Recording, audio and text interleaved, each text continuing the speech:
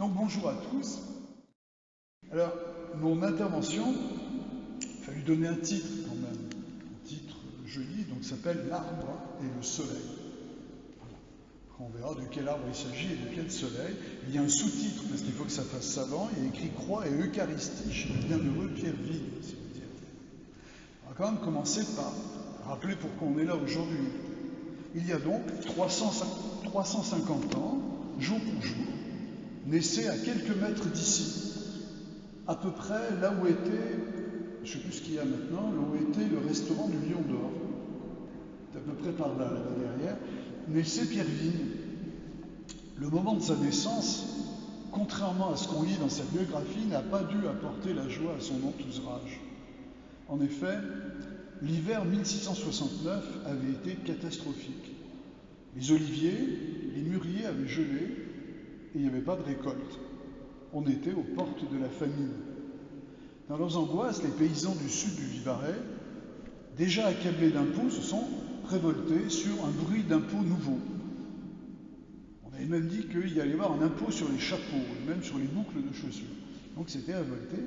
Et de mai à juillet 1670, c'est la guerre civile, ce qu'on appelle la révolte de Roure, du nom d'Antoine Roure, le chef des insurgés, que les insurgés se sont donnés.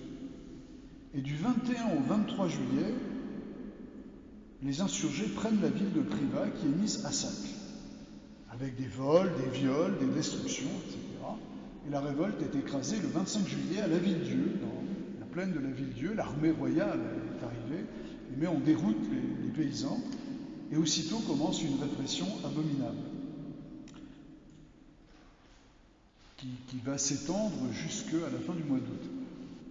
Alors, je ne l'ai pas écrit dans mon texte parce que j'ai pu retrouver l'endroit où je l'avais lu, mais il semble bien que les potences des révoltés étaient tout autour de la ville, le bord de la route. Donc quand il naît, il y a des gens qui pendent un peu partout, qui pendent depuis un mois.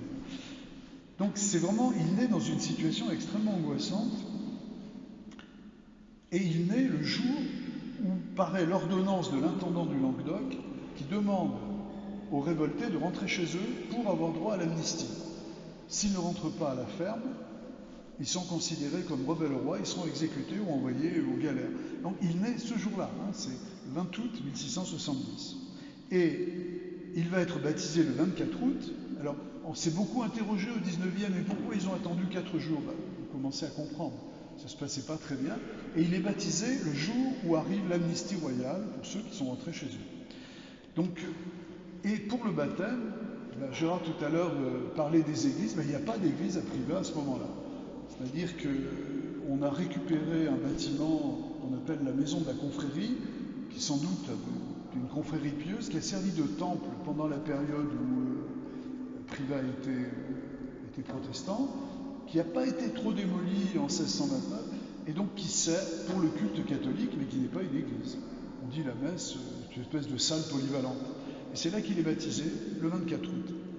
Donc c'est dire qu'il naît au cœur de la violence et du malheur, dans un monde précarisé. Et il va vivre tout au long de sa vie comme ça. C'est une violence qui va l'accompagner toute sa vie. Il est né dans un pays, il y a un très beau mot, on a un rapport de police sur ce qui va devenir l'Ardèche. Et celui qui le fait, qui est un contemporain de Pierre Vigne, écrit « On tue un homme en Vivarais aussi tranquillement que dans d'autres provinces, un lièvre ou une prairie. » Ça donne à peu près une idée du climat. Et il traverse les famines, le grand hiver de 1709, la persécution contre les Huguenots, les révoltes de ceux-ci, particulièrement celle des Camisards. Il a été ordonné à Viviers en 1994. Eh bien, ils sont deux à être ordonnés ce matin-là. L'autre, qui s'appelle Benoît Ventalon, donc qui est ordonné à côté de lui dans la chapelle de l'évêque à Bourg-Saint-André en fait, va être assassiné, il est curé de Guiras, le 18 février 1704, par les Camisards. Donc c'est dire qu'il est dans une situation extrêmement compliquée, et il va connaître les épidémies récurrentes, on peut le prier, d'époque de pandémie, et notamment la peste de Marseille. Vous savez qu'en 1720, il y a un bateau qui amène la peste à Marseille, et elle va monter jusqu'à Lyon pratiquement, et l'hiver 22, il va le passer à Rochefort, parce qu'il y a l'épidémie qui est là. Qu'il est venu, il est très ami avec le curé de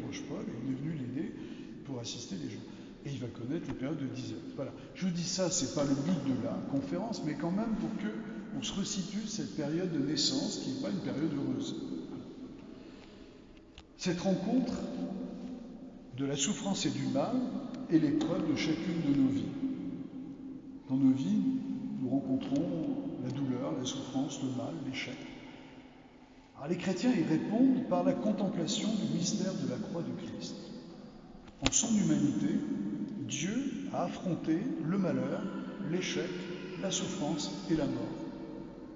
Et un instant, il y a un monsieur qui m'interrogeait sur le chemin de croix. Il me dit, c'est quoi la différence entre Dieu et Jésus? Je dis, Jésus, c'est Dieu qui est devenu un homme et qui est venu vivre une vie d'homme, avec ses réussites, ses joies, ses peines, la souffrance et la mort. Et donc, Dieu en Jésus a habité toutes les dimensions de la vie d'un homme, dans les pires situations.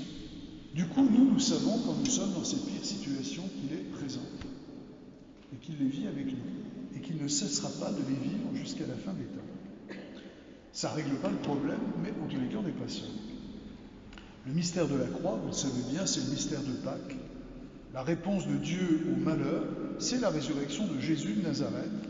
Il n'est pas resté dans le tombeau, il est vivant, il poursuit le combat, et, comme le dit saint Paul dans la lettre aux Corinthiens, le dernier ennemi qui sera vaincu, c'est la mort. Lorsqu'en 1895, dans son livre « La vie des saints de l'Ardèche », l'abbé Mollier, qui était un prêtre polygraphe, enfin écrit beaucoup, l'abbé Mollier présentera la vie du père Vigne, il va écrire ceci. Monsieur Vigne avait deux dévotions particulières, auxquelles il se livrait tout entier, cherchant à y porter les autres avec toute l'ardeur dont il était capable. Le calvaire et l'autel, la passion et l'Eucharistie. C'étaient là ces deux armes de guerre pour convertir les pécheurs et réchauffer les tièdes. La première l'amena à fonder un chemin de croix monumental pour le pays et l'époque, l'autre a institué ses sœurs du Saint-Sacrement. Alors, il faut nuancer, l'abbé Mollier n'était pas un historien. On peut discuter les dernières affirmations. Il y avait déjà de grands chemins de croix monumentaux un peu partout. Et la fondation des sœurs du Saint-Sacrement n'a pas été planifiée par Pierre Vigne. Ce sont en fait des femmes qui sont venues le trouver pour lui dire « nous, on veut vivre ensemble », ce qui n'est pas tout à fait la même chose. Mais peu importe. Mais l'abbé Mollier avait quand même compris l'essentiel. Il avait le juste sur ce qu'il appelle avec les mots de son temps les dévotions de Pierre Vigne. Pour lui, elles n'en font qu'une. Et il est bon de nous en ressouvenir aujourd'hui. C'est de cela que je vais vous parler. Comment cet homme, confronté au malheur des temps, va trouver dans cette réalité de la croix et de l'Eucharistie, non pas une consolation, mais une réponse et un sens. On y viendra.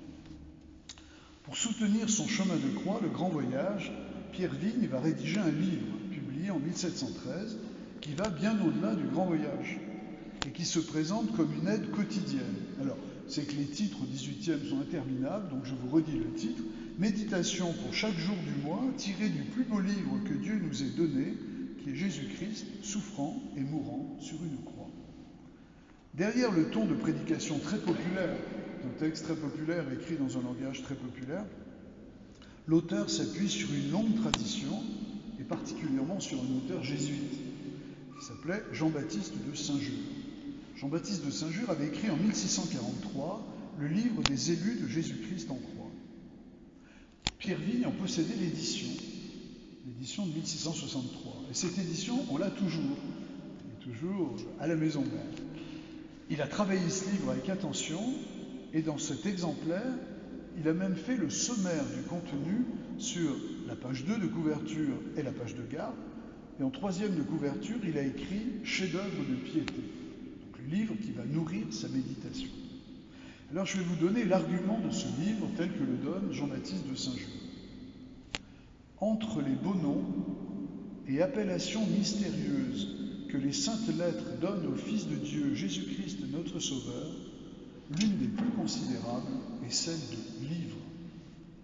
La divinité, là-haut dans les toits de gloire, est, comme dit saint Augustin, le livre des bienheureux qu'ils lisent continuellement avec un souverain plaisir et dans la lecture duquel ils se rendent parfaitement savants et puisent toutes les connaissances dont un entendement créé peut être illuminé. Quand on est au ciel, on voit Dieu, donc on sait tout. Le livre, c'est Dieu. La même divinité est ici-bas, en l'état de grâce, le livre des justes, où ils étudient leurs leçons et apprennent la vraie sagesse.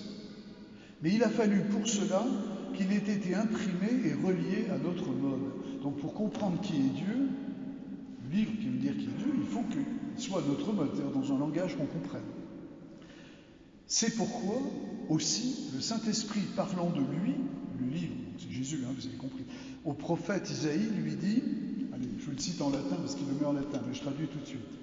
Scribo ineo stilo hominis, qu'il écrive d'un style intelligible, qu'il écrive en fait d'un style d'homme, et avec les caractères dont nos yeux fussent capables et que tous les hommes puissent lire. Or, si notre Seigneur Jésus-Christ est un livre, en tout le cours de sa vie, il l'est principalement d'une façon plus particulière en sa passion et en sa mort. Certainement, c'est un merveilleux livre, et un livre bien nouveau que Jésus-Christ, le Fils de Dieu crucifié. Notre Seigneur n'a laissé aucun livre qui contint ses enseignements et sa doctrine, en effet Jésus n'a rien écrit, parce qu'il s'est donné et laissé en sa croix comme un livre très excellent et très parfait, qui enseigne non avec des paroles mortes, mais avec des actions vivantes, tous les mystères de la plus profonde sagesse, et il est rempli d'une si grande lumière qu'à sa première ouverture, il obscurcit le soleil. Vous savez, on raconte que le vendredi saint, il fait nuit à midi. Bon. Alors, je redis ça autrement, je n'ai pas écrit dans mon texte. La passion du Christ, c'est donc la révélation de qui est Dieu. C'est ce que dit Saint Jules, ce que dit d'ailleurs les pères de l'Église, l'Évangile, etc. Autrement dit, c'est la rupture la plus totale contre laquelle nous nous battons toujours. Car nous naissons païens. Et pour les païens, Dieu, c'est un être ultra puissant, donc il faut confisquer la puissance par la magie, et qui nous est complètement étranger d'une certaine façon. Vous savez, c'est la conclusion de Candide de Voltaire, quand sa hautesse envoie un bateau au Haute-Égypte, elle ne se préoccupe pas des rats qui sont dans la cave. Bon, très bien. Et donc, c'est un Dieu lointain, etc. Et donc, tout puissant, on va voir ce qu'on va voir, il va tout casser. Or, les évangiles montrent que quand Dieu se fait un homme, il meurt. Et il meurt dans des conditions abominables. Et il meurt même selon une mort dont la Bible disait que c'est le signe de ceux qui sont maudits par Dieu. Une espèce de scandale monumental qui est là, et bien ça c'est Dieu. Voilà. Quelqu'un m'a dit, quand même, un jour on m'a dit, tout de même on ne recrute pas beaucoup de monde. J'ai dit, comment voulez-vous qu'on recrute du monde en annonçant ça? C'est ce que disait déjà Saint Paul. Saint Paul il dit, les Juifs veulent des miracles, les Grecs veulent des sagesses, et nous annonçons un Messie, et un Messie crucifié. Ça ne peut pas marcher.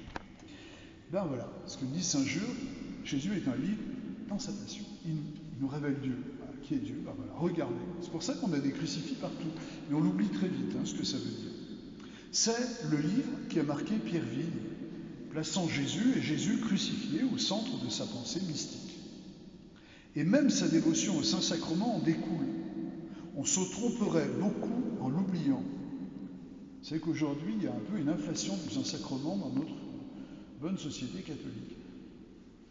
Pierre Vigne, je ne suis pas sûr qu'il aurait été d'accord. En effet, il écrit « Le saint sacrifice de la messe, tout parfait et tout avantageux qu'il puisse être, ne contient que la représentation de cette auguste et incomparable action du calvaire. » Il y a une relativisation qui est quand même très forte. Le modèle, il est là. Pour lui, en effet, rien ne peut dépasser la prédication de la croix. Et je le cite. Alors, la plupart des citations, sauf si ce n'est pas le cas, je le dirai, mais sont tirées du plus beau livre. Donc, il dit que la prédication de la croix étant la prédication de ce qu'il y a jamais eu de plus grand sur terre, de plus glorieux à Dieu et de plus avantageux aux hommes. La création des calvaires, c'est que partout où il passait, il en faisait. La création des calvaires, la mise en œuvre du grand voyage, est d'abord le moyen d'expliquer le plus beau livre que Dieu ait donné aux hommes, c'est-à-dire Jésus-Christ. Il s'agit d'une prédication totale qui englobe tout ce qui est nécessaire à la vie chrétienne. C'est pourquoi le livre du Père Vigne, son livre le plus beau livre, le livre du Père Vigne se veut une méditation pour chaque jour du mois. C'est pas seulement pour aller faire le chemin de croix à Boussieux, mais c'est pour méditer tous les jours. Car pour lui, toute la vie du chrétien converge vers la croix. Je le cite, c'est ici, alors je le cite longuement, c'est ici le plus noble et le plus relevé sacrifice que la terre ait jamais pu offrir à Dieu. Oh, le grand mystère qui est celui de la croix. Oh, les grands biens que les hommes reçoivent durant leur vie et recevront encore durant l'éternité par son moyen. Oh, quel comble de bonté. Oh, quelle vaste étendue d'amour n'est pas celui qui se montre sur la croix. Tous les sacrements d'ici tirent leur force et leur valeur. Toutes leurs vertus n'ont été données qu'en vue des souffrances de Jésus sur la croix. Toutes les grâces en sont découlées. Toutes les bonnes œuvres ne nous sont méritoires que par sa médiation. Enfin, toutes les pénitences, toutes les aumônes, toutes les dévotions, toutes les prières et nos plus saintes occupations ne nous auraient jamais servi de rien pour acquérir le ciel sans cette sainte et sacrée mort de Jésus qui seul a donné le prix et le mérite à tout le bien que nous faisons par le moyen de sa sainte grâce. Autrement dit, c'est parce que Dieu s'est fait un homme et qu'il est allé jusqu'au bout de son humanité qu'il s'est uni à toute personne humaine et que désormais nous sommes dans la vie éternelle, dès maintenant. Nous possédons la vie de Dieu à cause de Christ. Et il dit que plus rien ne peut détruire, puisque lui est allé jusqu'au bout de la mort, qu'il l'a traversé. Alors, je le dis en mots contemporains, évidemment, le langage de Père Vigne du XVIIIe siècle. Du coup, le grand voyage est une catéchèse pratique pour assimiler le mystère. Le chrétien est exhorté, certes, mais surtout, il reçoit, selon la plus vieille tradition patristique, une catéchèse mystagogique. C'est un gros mot, mystagogique, ça veut dire on explique après. Où les actions sont expliquées au fur et à mesure qu'elles sont faites. Toute la personne est concernée. Son corps, puisqu'il faut marcher, s'agenouiller, se prosterner, son esprit, il faut méditer, réfléchir, prier. Cet actif, Père Vigne est un actif, il est toujours en train de bouger, a le culte de l'action. C'est en menant une vie chrétienne qu'on est chrétien. Et c'est ici qu'on va parcourir un résumé de la foi en accomplissant une démarche collective. Le grand voyage, on le fait à plusieurs. Puisque pour Pierre Vigne, la réalité ecclésiale est première. Il y a d'abord l'Église. Mais il ne s'agit pas que de faire, il faut être. 6 chapitres de son livre vont être consacrés à rappeler l'importance des dispositions intérieures. Les dispositions extérieures et les prières vocales sont inutiles aux chrétiens, et même funestes, si l'intérieur n'y correspond pas, dit-il. Bon, c'est classique, mais c'est bien de se le rappeler quand même. Tandis c'est pas le torrent de prière qui compte, c'est qu'est-ce que je suis à l'intérieur. La méditation du mystère de la croix sera donc une prière en esprit et en vérité. Alors, je cite le Père Vigne, « Dieu, pour nous inviter à ses dévotions spirituelles, veut gouverner intérieurement le corps visible de son Église par son Saint-Esprit, qui tantôt lui inspire toute vérité et tantôt la dirige dans la droiture de ses lois.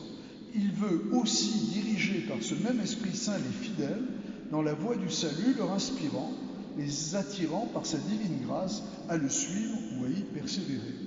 Ce serait donc bien mal de ne pas y mettre autant qu'il nous est possible de la conformité, en faisant en sorte que notre esprit serve l'esprit en sa manière, imitant l'apôtre, qui nous assure qu'il servait Dieu dans son esprit. » L'apôtre, c'est saint Paul, en Romains, chapitre 1, verset 2. Je traduis dans un langage.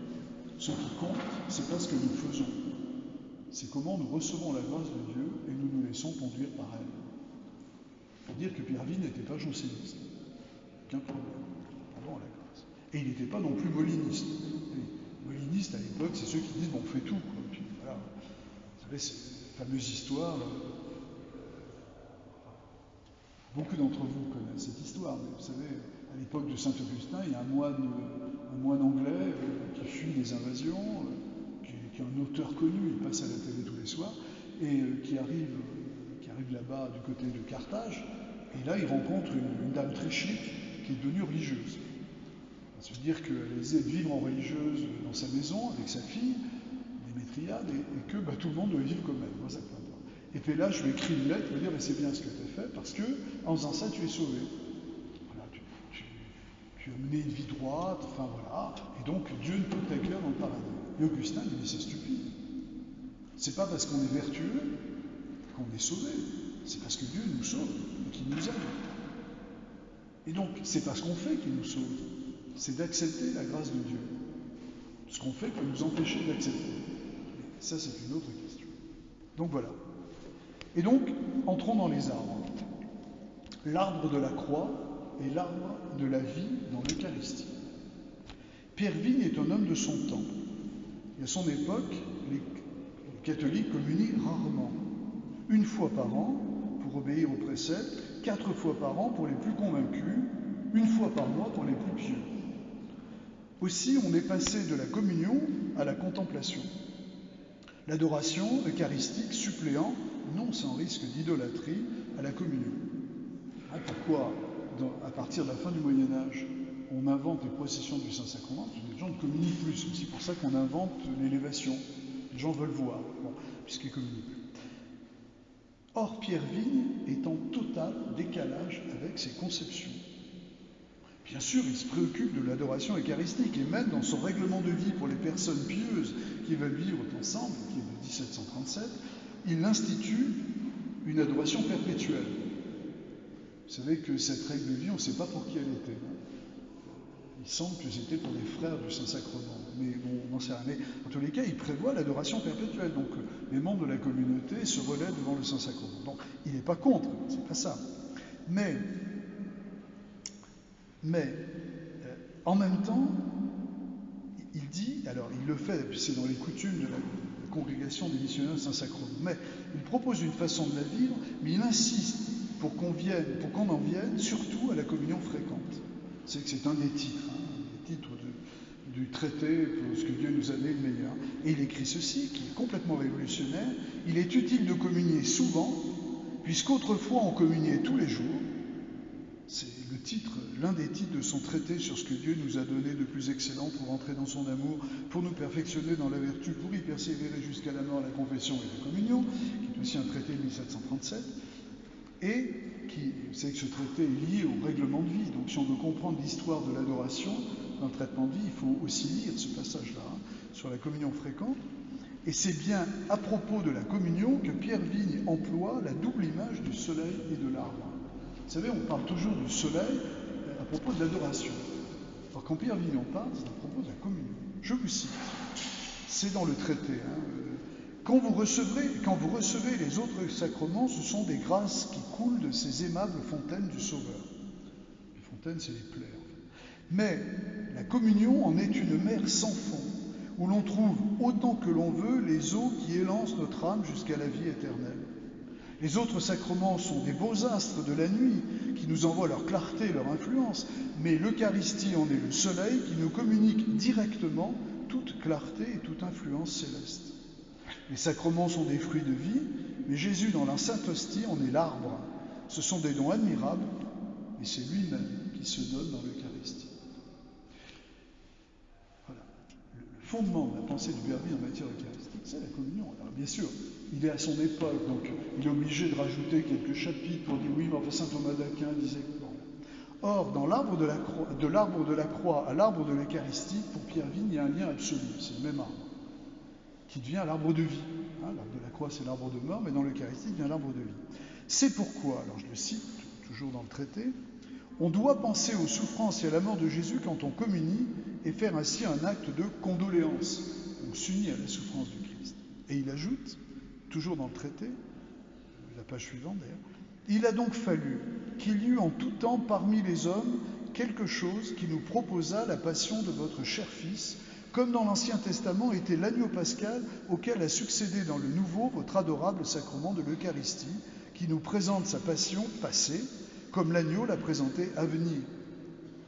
Que j'ai toujours ainsi en mémoire la source de toutes vos faveurs, et puisque je reçois toujours le fruit de vie en communion, que je n'en oublie jamais l'arbre, que tous ces signes de croix que je vois faire ou que je fais moi-même soient autant de voix et de réveil pour m'obliger à bien penser à vos tristes souffrances et à vos douleurs si aiguës, et endurer pour moi avec tant de douceur et d'amour, et qu'ainsi je n'oublie jamais le Dieu qui m'a sauvé par sa mort. Pour lui, il y a un lien absolu. Alors, nous, on insisterait plus sur la résurrection, mais je veux dire, voilà, il y a vraiment cette chose qui est centrale. Ce n'est pas deux choses différentes. Ce n'est pas l'arbre de la croix et l'arbre L'arbre de la croix dans l'Eucharistie, c'est l'arbre de vie. Et les grâces qu'on reçoit, c'est les fruits de l'arbre de vie. Pierre Vigne est très marqué par les pères de l'Église. Ce texte est en fait une série de citations de pères de l'Église. Et par leur pratique quotidienne de la communion. Dans le traité, il consacre tout un article, qui est l'article 3, au rappel de l'enseignement des pères. Et on sent bien qu'il voudrait rétablir cette pratique, mais il doit tenir compte des pratiques de son temps. Il insiste donc, on doit du moins communier souvent, si on ne communie pas tous les jours. C'est l'article 4.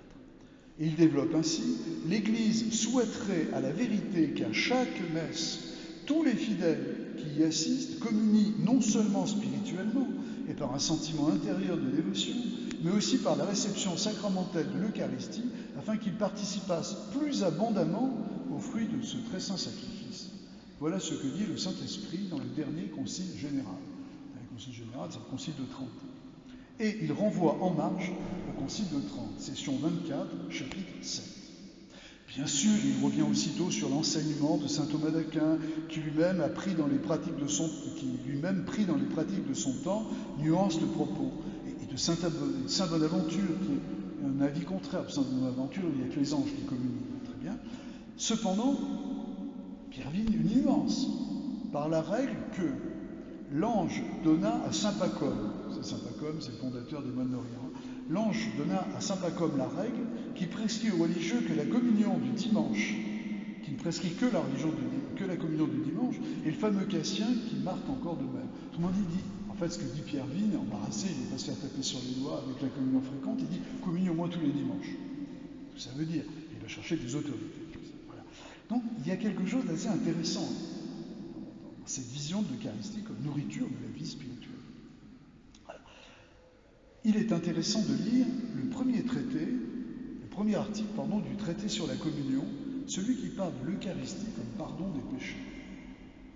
Vous savez que le Concile de Trente, 22e session, c'est celle qui cite, c'est chapitre 20, dit, alors il le dit dans le langage des conciles, celui qui dit que ce sacrement, donc l'Eucharistie, n'a pas été institué pour le pardon des péchés, etiam ingentiam, même du plus grave, qu'il soit anathème. Pour un catholique, il faut croire ça, l'Eucharistie pardonne les péchés. Et bien, c'est pas ce qu'on annonce à l'époque.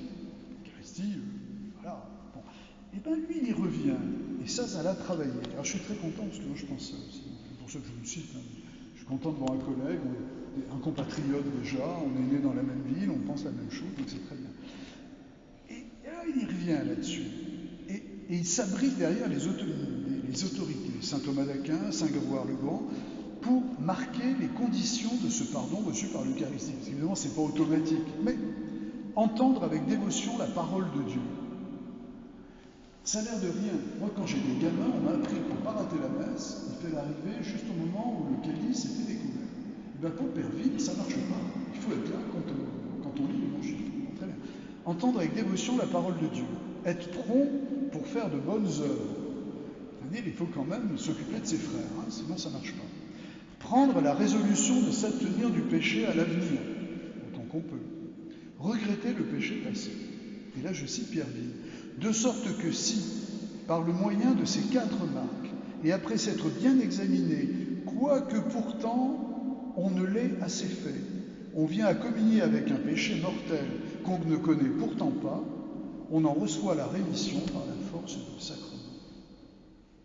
Traité, page 75. Car, ajoute-t-il, ça c'est dans le règlement de vie, par ce sacrifice, il vous accordera le don de la pénitence, dit le Concile de Trente, vous remettra les péchés, même les plus grands, puisque c'est le même sacrifice qui fut offert sur la croix, n'ayant de différence que la manière d'offrir. Vous savez que le catéchisme du Concile de Trente, qui n'est pas un document officiel, contrairement à ce que croient les traditionnalistes, mais peu importe, pose la question, c'est par question-réponse. Que dois-je faire si au moment de communier, je découvre que je suis en péché mortel? Pour ceux qu'à l'époque on y était facilement, on a un peu évolué depuis. La réponse est, je dois faire un acte de contrition parfaite, communier, et m'engager à me confesser au plus tôt.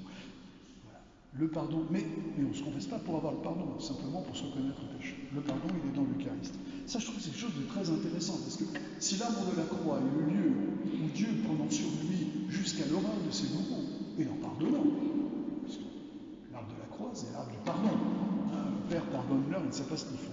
Sinon, Dieu pardonne l'absolu outrage qui lui est fait, alors dans l'Eucharistie, il pardonne. Alors bien sûr, pas à tous les coups, ça veut dire qu'il y a des conditions préalables qui sont intérieures, c'est évident, mais c'est intéressant. Au cœur même de l'adoration eucharistique, Pierre Vigne place cette conviction que l'Eucharistie est pour le pardon des péchés. C'est dans le Règlement de vie, page 91. Vous êtes aussi, comme le dit saint Jean, l'avocat, alors il parle au Christ, l'avocat envers notre Père. Vous êtes encore une victime de propitiation pour nos péchés. Ainsi, quoique ceux que vous avez aimés aient commis plusieurs crimes dans votre maison, votre chair sainte, dans laquelle nous avons mis notre gloire, nous savons qu'elle nous profitera, s'il vous plaît, de notre malice. Elle nous purifiera, s'il vous plaît, de notre malice. Autrement dit, voilà, l'Eucharistie, jusque dans l'adoration, est un lieu de pardon des péchés. C'est pas pour ça que vous ne pouvez plus vous confesser. Tout à l'heure, il vous sera proposé un temps d'adoration eucharistique, entre parenthèses plus long que celui que prévoyait le Père Vigne. Vous savez que le temps d'adoration du Père Vigne, c'est 3 quarts d'heure. Et il y a un quart d'heure pour ceci, un quart. Mais plus long que celui du Père Vigne. Nous pourrons alors nous souvenir de ses conseils en la matière. Et je vous les rappelle. Pendant le premier quart d'heure de l'adoration, premièrement, occupez-vous bien, après avoir adoré ce doux Jésus caché sur l'autel, à le remercier et à le prier qu'il remercie aussi son Père pour vous et pour tous ceux qui vous sont unis. C'est très beau, ça, quand on commence par dire merci pour tout ce qui se passe de bien autour de nous, chez les gens qu'on aime, etc. Deuxièmement, à lui demander pardon de tous les péchés commis dans votre vie passée. Troisièmement, à le prier qu'il vous obtienne miséricorde des péchés commis devant sa présence et devant son adorable sacrement, en parlant au nom des personnes qui vous sont associées.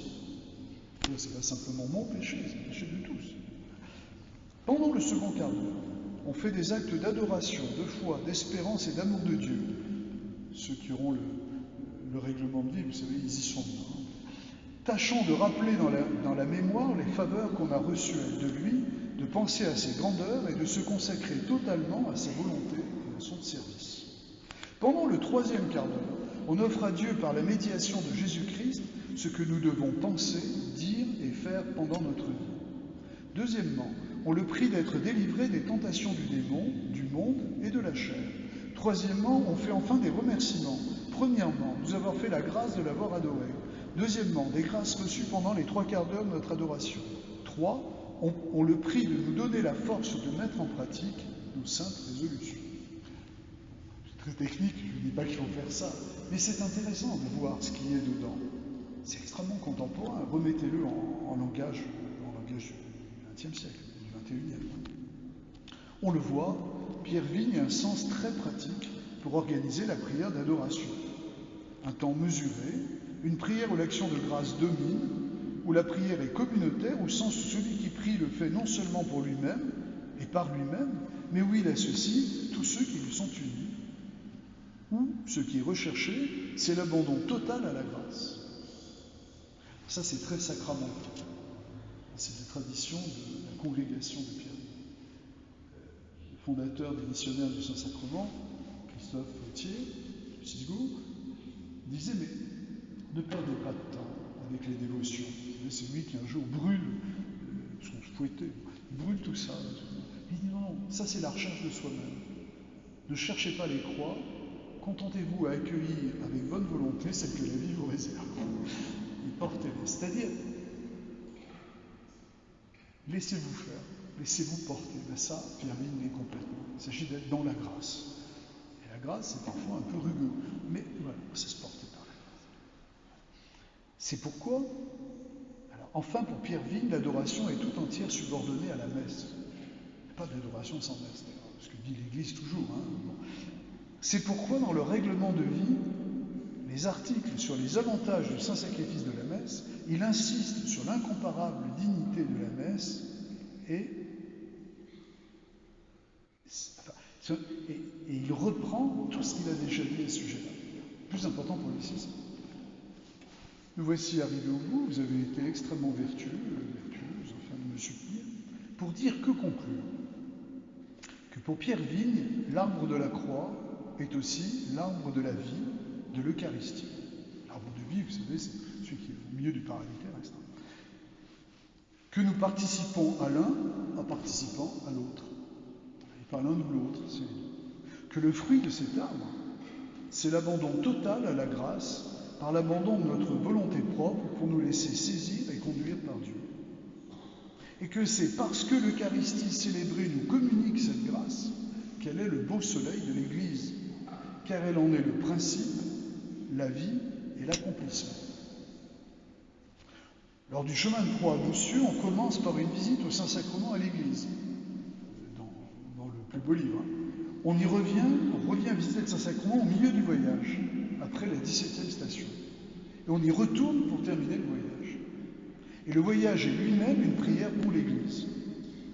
Je cite le plus beau livre, « On doit aussi demander en sortant de l'Église et en allant sur la monticule de Sion, que Dieu conserve, fortifie et augmente la Sainte Église, figurée dans les prophéties de David par une vigne. C'est d'elle aussi que sort ce fruit qui nous procure ce vin mystérieux, le sang de Jésus-Christ. » Oui, l'Église est eucharistique. En disant cela, Pierre Vigne n'invente rien. Il s'inscrit dans la plus classique tradition, celle où il est entré le 24 août 1670 par le baptême. Dans la tradition, cette tradition, en fait, elle est celle qui, de l'écriture, passant par l'écriture, les pères et le magistère ininterrompu, règlent encore notre foi. Nous participons au mystère pascal par les sacrements et d'abord au quotidien par l'Eucharistie que l'Église célèbre. Le fruit du mystère, c'est la vie de Dieu qui nous est communiquée. Et cette vie se conserve par l'abandon à sa grâce que nous recevons dans le mystère célébré. Alors, le mystère célébré, on vient d'une période où pendant 2 mois, il n'y a pas eu de mystère célébré. Enfin, les prêtres célébraient, bien sûr. Du coup, ça nous oblige aussi à regarder quelle est la source du mystère. Et Pierre Vigne nous dirait, mais la source, c'est le mystère du Christ lui-même. Si vous êtes unis au Christ et à vos frères, même s'il n'y a pas la messe, vous êtes au cœur de Dieu, dans le cœur de Dieu à ce moment-là. Il ne faut pas tomber dans la chosification, c'est-à-dire l'Eucharistie c'est capital, mais il y a plus grand que l'Eucharistie, qui est le Christ. Parce que l'Eucharistie est provisoire, au ciel il n'y aura pas la messe. Mais aujourd'hui elle y est parce qu'elle est le moyen de marcher vers le ciel. Il y a donc une identité profonde entre l'arbre et le soleil. Et je cite, dernière phrase, je cite une dernière fois Pierre Vigne, « C'en est donc fait, mon Seigneur. Comme je change ma nourriture en ma substance, je veux aussi être tout transformé en vous, et à la vie et à la mort, et durant l'éternité. » Je vous remercie.